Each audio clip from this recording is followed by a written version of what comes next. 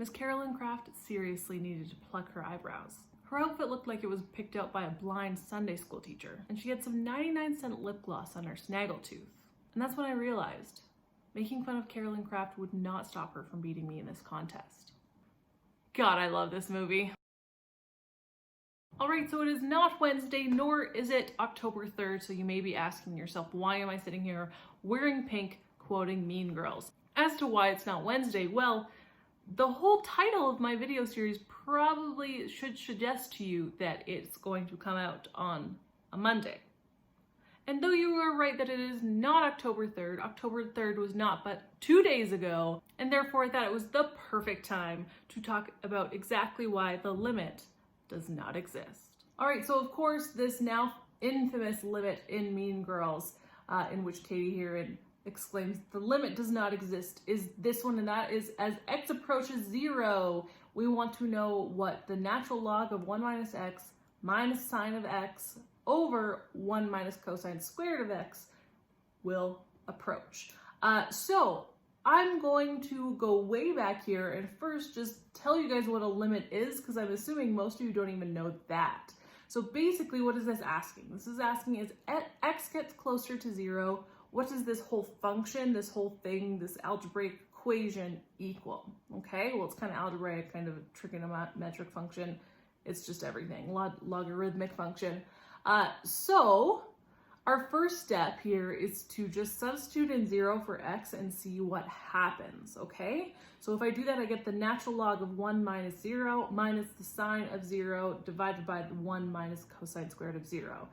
You might still be saying, Sarah, that doesn't help me know anything about this expression and what the heck is going on. So let's break that down step by step, okay? So first we had the natural log of 1 minus x, and in the case when x is 0, we really have the natural log of 1, because 1 minus 0 is just 1.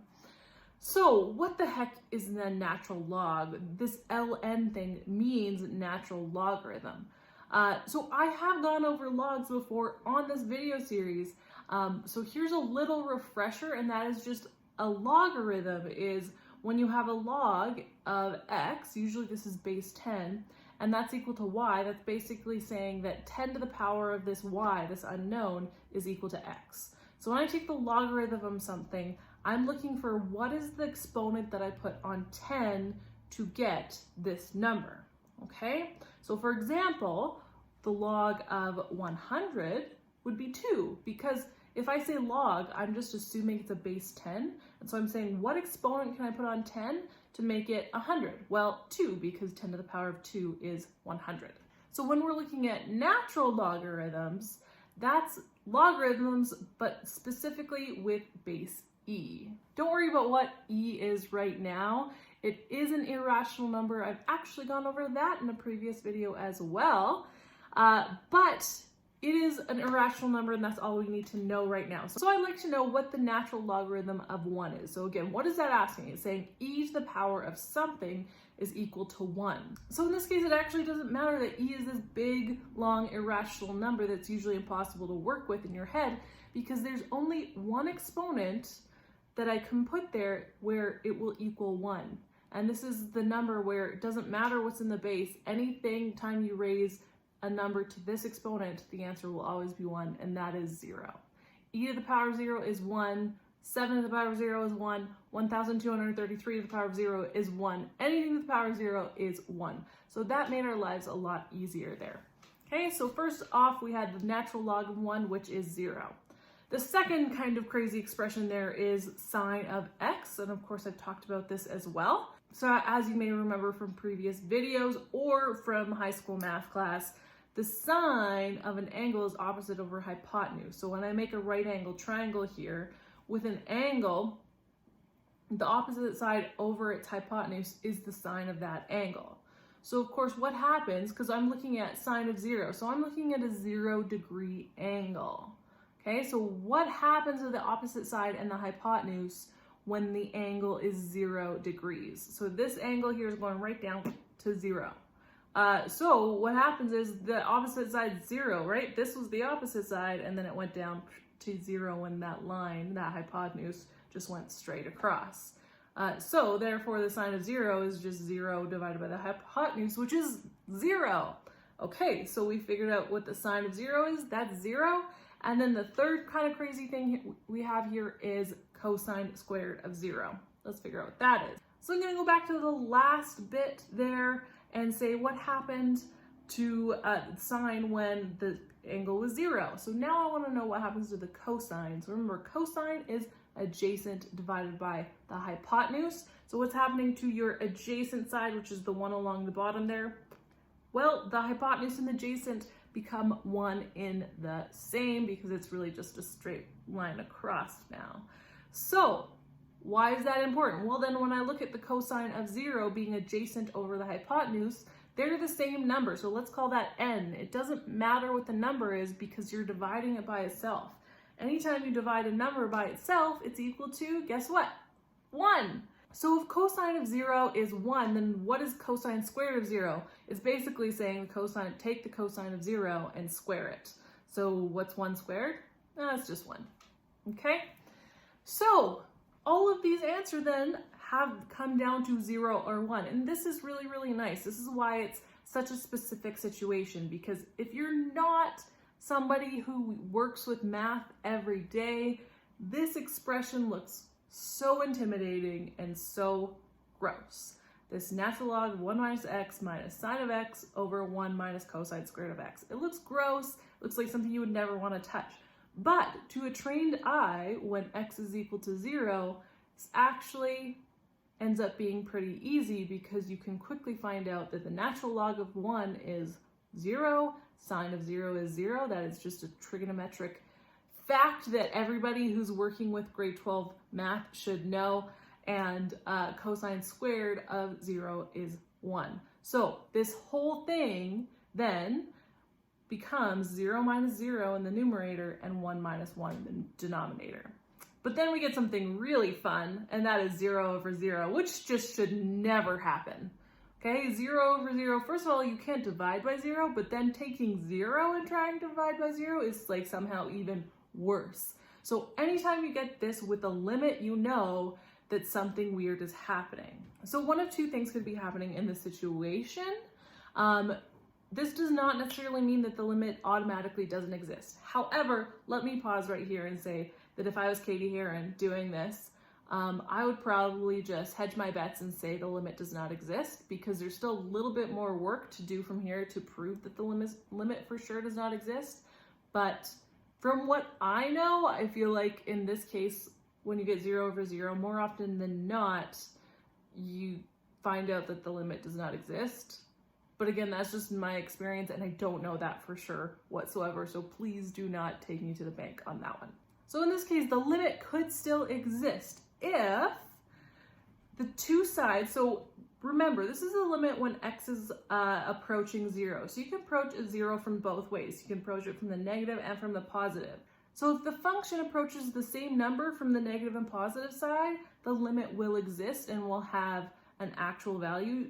Usually that value is infinity or negative infinity, because our graphs look like one of the pink or blue kind of scenarios where it's going up forever or down forever. But as long as from both sides of that x equals 0, which in this case is our y axis, as long as it's still approaching that positive or negative infinity, then the limit does exist. Okay, so then in the case when we get something like 0 over 0, or this also works for infinity over infinity, we will find that the limit does not exist if the function doesn't approach the same number from both sides of the limit, which here was 0, was x equals 0. So for basically for the most common example, if from one side the graph is going up and it's getting really close to positive infinity, and the other side at that point where x is equal to 0 is going down and getting close to negative infinity, that is when the limit does not exist, okay? So obviously in something like this where the mathletes did not have graphing technology, and I would never expect anybody to know what the graph of this function looks like just off the top of their head, they might need to do a little bit of quick math. Like I said before, if I was Katie, I'd probably just go ahead and guess the limit does not exist once I saw that 0 over 0, because I feel like it's more likely that that's actually going to be the answer. But again, let's figure out what the actual answer is or why in fact it doesn't exist. So what we have to do is we need to take a look at this limit from 0 as it's approaching the 0 from the negative numbers and as it's approaching 0 from the positives, okay? So I write out these limits, but instead of x approaching 0, I say x is approaching 0 and put a little negative there to say, oh, it's approaching 0 from the negative side, and a positive next to the other ones to say it's approaching 0 from the positive side. And then I pick a number that's close to 0 but negative and plug that in. So for example, I could choose negative 0.01, right? It's pretty small, it's getting close to 0, but it's negative. So when I plug that into this, again, somebody who's sort of used to using these functions might know that the ln of 1 minus negative 0.1 minus negative 0.01 is going to be a small positive number. Again, they should be able to figure that out. It might take them a minute or so, but they should be able to figure that out. And then 1 minus cosine squared of negative 0.01. So it doesn't actually matter if cosine is negative 0.01 is positive or negative. Once you square it, it will become positive, and it's always going to be smaller than 1. So we know that we have a small positive number divided by a very small positive number. So what does that mean? It means you're getting a big positive number, okay? And in fact, this is 199.58. And then when we approach from the positive side, so again, let's choose a number that's close to 0 but positive, so I'll choose positive 0.01. When I do that, I get the ln of 1 minus 0.01, which is 0.99, minus the sine of 0.01 divided by 1 minus cosine squared of 0.01. Again, I won't take you through all the math in this case.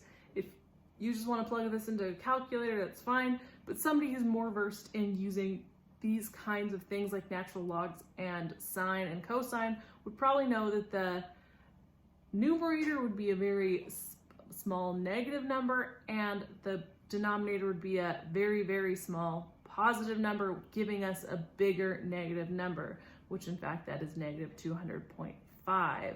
So just from doing those two, we can see that the limit is not approaching the same number from both sides, right? From one side it's approaching infinity and the other side is approaching negative infinity. Therefore, we can now definitely say that the limit does not exist.